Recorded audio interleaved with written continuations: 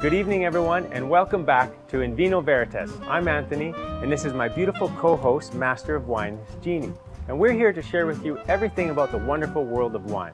So, Jeannie, I see all these barrels of wine. What's the best way to store wine in a winery? Well, wineries like to keep barrels for storing for about 15 degrees Celsius. And they keep it here in Bordeaux for a year up to a year and a half in storage. So that's a constant temperature. And it's really the same when you store your wines in your home. Oh, that's right, because I have a really beautiful bottle of wine and I want to make sure I can preserve it the best. So how do I do that at home? A wine fridge where you can set the temperature between 10 to 12 if you're storing it very long term, or up to about 15 if you want to have it to enjoy. So it warms up quickly when you take it out of the wine fridge. Oh, perfect. So if I have a wine fridge, perfect. But I don't have a wine fridge. So what am I going to do now? Convert a closet or a cellar so that you can air condition the room and have it a constant temperature at about 15. If not, figure out a dark, cool space where during the summer months you do turn the air conditioner on almost all the time, and you try to find a place in your room that will have the constant temperature, because wine hates fluctuation of temperature. I see. So dark, cool, don't move it. Try to keep it there for as long as possible. Oh, perfect. Well, thanks for that word of advice, because then that'll guarantee I can enjoy my wine. And I'll make sure to invite you as well. Thank you. The wine awards haven't come to an end yet, and the tasting still continues. But Jeannie will share with us her secrets on how to be a professional judge, tasting over hundreds of wines per day, making accurate, important decisions on all the wine. So in competition, because the tasting is always done blind, there's always surprises where the most expensive wine doesn't come out as being a gold medal winner, and then you have a very inexpensive, everyday wine that you might be able to find in the supermarket suddenly gets a gold medal. And this does happen, and there are lots of reasons for it, and that's part of the reason why some of the really expensive wines do not want to enter into a competition in case that they're judged blind and they don't get a medal. So, but the less expensive wines, they have a lot to gain, because we are judging fairly, and it's not just one palate, but a panel of at least 3 judges with minimum about 10 years of experience in the wine industry, and they are determining whether this wine has a medal, so gold, silver, or bronze, or should just be thrown out, no medal at all. So we're pretty strict about how many medals we give out per year. Now, I'm sure you're curious to know more about what the judges thought about today's wine. Well, let's go have a chat and find out more. Today we started off with red. So a lot of the time usually you start off with white, so you can kind of ease into it a little bit, but we started off with red today, and so a lot of the time one of the most difficult thing is just kind of battling with the tannins. We did a lot of Portuguese reds to start with, which are really high in tannin, and so trying to kind of keep focus through the tannins is one of the difficult things. And then we went to Central Europe, which has lots of different grape varieties that you don't really know well, and so you kind of, or have a reference point, and so you kind of really just have to judge the wine for what it is in the glass. So that's definitely one of the biggest challenges. So I got here 2 days before they started, and I leave the day after. So we started off, we did a lot of Australian wine this morning from Western Australia, south of Perth, and this is the gold medal one.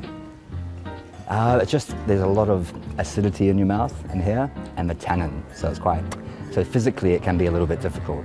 So we need a few breaks with water biscuits, and coffees. So we decided on a gold medal based on a consensus amongst the judges, and often the wine, which is high quality, will stand out. And there might be 1 or 2 of us who are definitely saying gold medal. Gold medals should be pretty special. They've got to be something really quite different. They've got to have a character which other wines don't have. So when people read about this, the customer, they see it's a gold medal and they expect something pretty wow. So it should be a wow wine, yeah.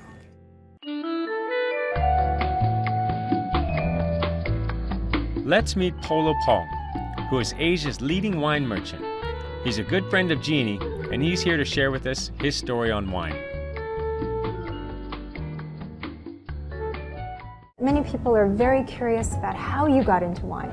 What brought you into this whole industry, and with your family background being so far away from wine? Tell us your story. Sure. I studied engineering at university, and it was wonderful, but it was pretty complicated material. So I decided to, choose wine as one of my hobby and pastime, and I really enjoyed learning it, tasting it. When did that begin? Early for you, right? Very early, in the late 90s during university. So the first thing I did after I graduated was to go to Bordeaux to harvest. At that time, it was extremely exciting for me to learn about the behind the scenes at the different wineries in the vineyards, and learning about how wines are made.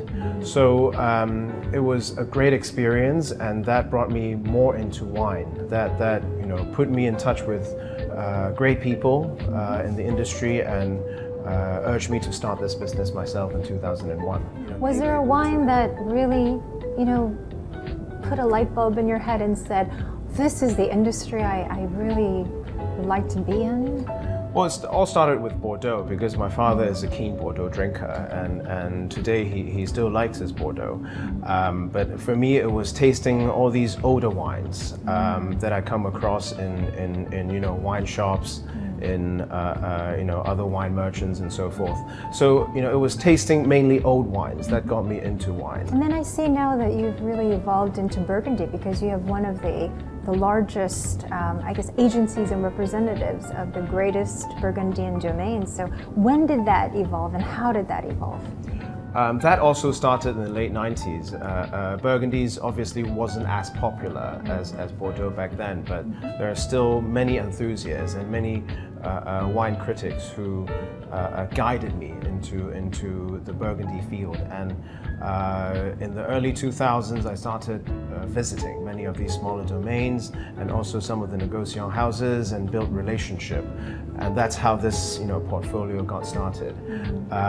It's fascinating, because there are so many differences between Bordeaux and Burgundy that got me really excited about learning and also reading about Burgundies. So now, Paolo, I've asked you to choose 3 wines that tell a story about your life, your profession, your relationship with wine. And you chose 3 very different wines. Tell us first about the Cheval Blanc. Cheval Blanc was one of the first places that I worked in, and I had such a great educational experience at Cheval Blanc. And you've also chosen a wine from Napa Valley. Exactly. So Napa Valley is one of the first wine regions that I've ever visited. In fact, it was my high school graduation present from my mother. She visited Napa with me, and she had no idea about wine. Maybe she wanted to go. Yeah, maybe. But in fact, it was me who picked that as a present, because I got to know the wines of Robert Mondavi at a relatively young age, because my parents like to drink them.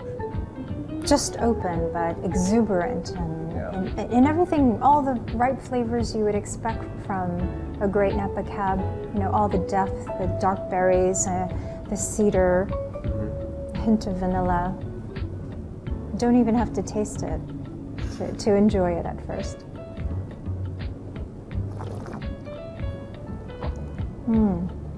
When you try to, let's say, present this to someone who really loves typical riper style, are they open to it? Is this something that is more for a Bordeaux drinker?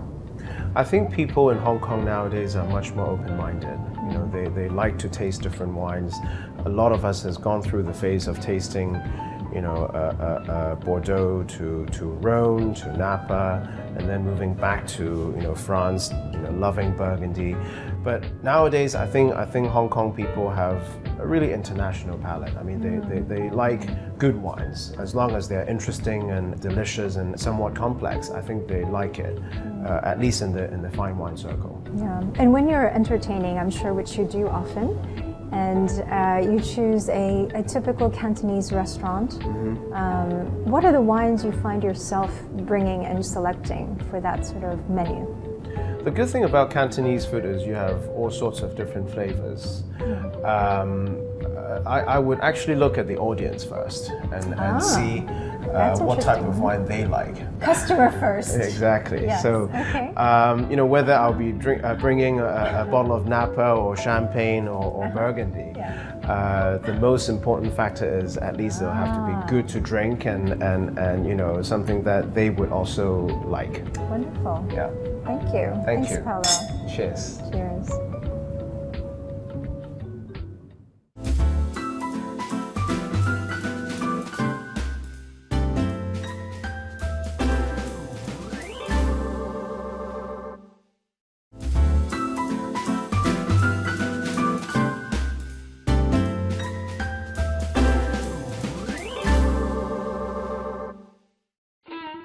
To explore the world of wine, follow us to France, the quintessential wine region of the world.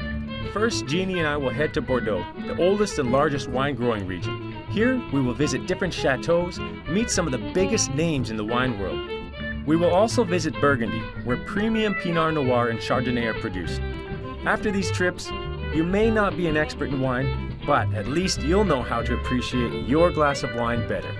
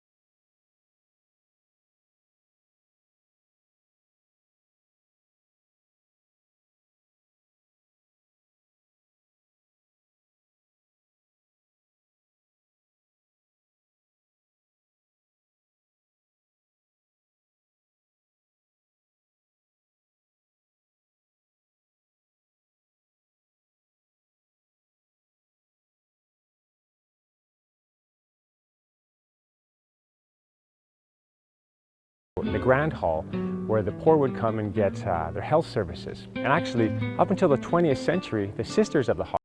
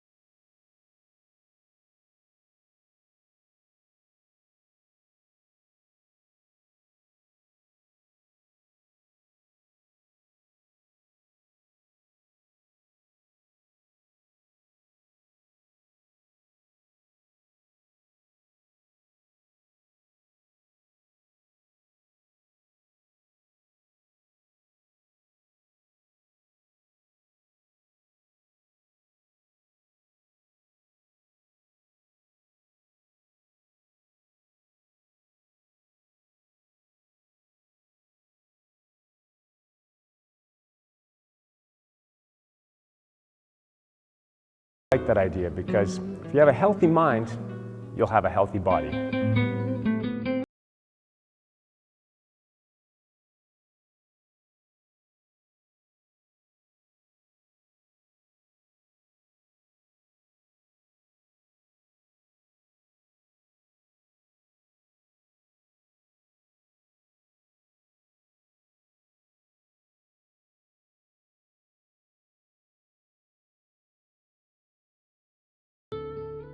As you can imagine, running a hospice of this size, there's some considerable operating expenses. And it's always been Nicholas Rowland's objective to keep this self-sustainable. But how do you do that? Well, over time and centuries, the hospice acquired hectares of land and has been producing top quality grapes and wines for a long time. And a great idea came about in 1855 when they hosted a wine auction. And all the proceeds go towards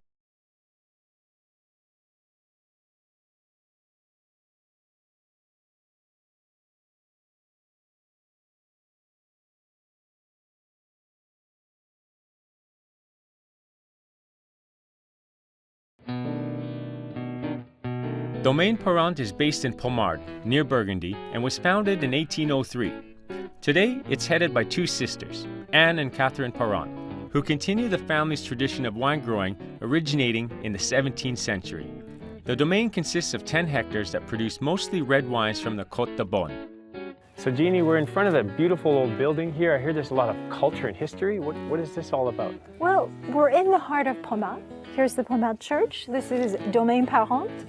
And this is a very special place because all of Burgundy is incredibly historic, with its roots going back generations and generations, for ancestors going back centuries. So we are ready to go inside and do a tasting. I think that you're in for a really big surprise because this is family, small, really artisanal, handcrafted wines, very different from what you might find in the larger properties in Bordeaux or other regions. And Anne Parent, the domaine's winemaker, is heavily involved in the region and is well qualified and respected. She is currently head of communications for the Burgundy Wine Council. And Anne will tell us more about her family's domain.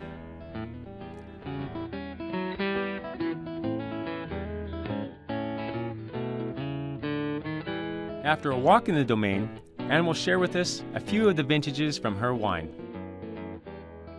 Les Épeneaux is, as you know, one of the two best-known Premier Cru of Pommard, with Pommard Les Rugiens, and it is for me the most sophisticated Premier Cru. It's really the high fashion of Pommard. It has this natural elegance, and it's more distinguished. It's a noble wine with a great complexity. Okay.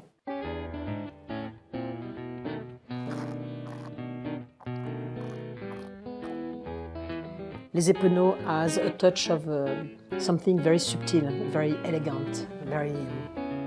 Now, I know how I would describe this wine, but for you, and when you're talking about it here in France, you describe the characteristics of Les Épeneaux, especially in the 2011. How would you describe it? What are the words you would use? The perfect balance. Perfect balance. Fruit, tannin, acidity, everything at the right time, at the right place. It's pretty expressive. It's not completely closed down. And there's so much fine detail here. And it's in the finish that the quality really comes through. You know, the acidity and tannins, there's nothing abrasive. When would you recommend that it's... Between now and... now? Only 3 years old? Okay. Yeah, absolutely, because some people, they like to enjoy young wines. But of course, between 5 to 10 years would be great, yes. Great. This is the 2012 Les Chaponnières. And 2012 was the first of the really, really small crop and the hail. 2012 smells very different, even on the nose. It's less floral, it's much more darker fruit, just even on the nose. Cherry and a touch of spicy also on the nose and mouth. What was the size of the berries when you harvested these? In fact, we had a lot of Miran grapes, small grapes, but with a nice concentration, yes.